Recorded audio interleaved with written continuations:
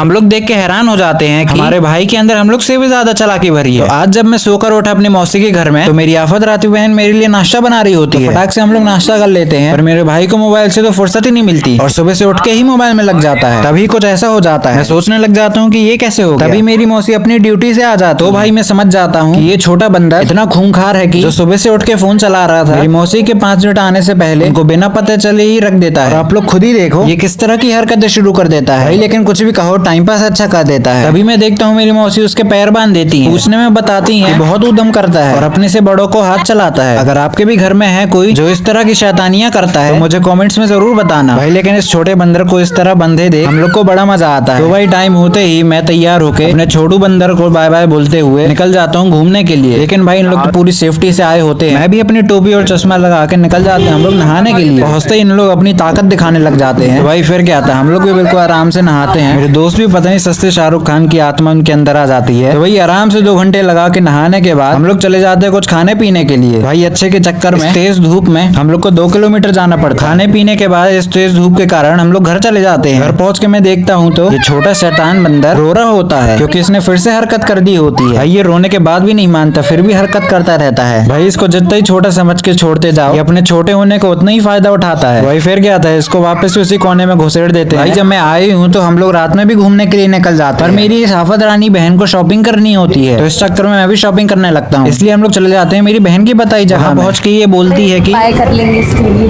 पर भाई ये पहुंच के अपनी शॉपिंग शुरू कर देती है। भाई इसके कपड़े देखने के बाद हम लोग चल देते हैं मेरे लिए शॉपिंग करने के लिए। पर भाई यहाँ पे मेरे को कुछ खास समझ नहीं आता। यहाँ से हम लोग मुंह लटका के निकल जाते हैं दूसरी इसकी बताई जगह। यहाँ पहुंच के भाई मैं फाइनली कुछ खरीद ही लेता हूँ। भाई शॉपिंग के चक्कर में हम लोग कुछ खा भी नहीं पाते। भाई हम लोग बिना खाए पिए ही घर के लिए निकल जाते हैं। बाकी आपको व्लॉग अच्छा लगा हो तो एक लाइक कर देना।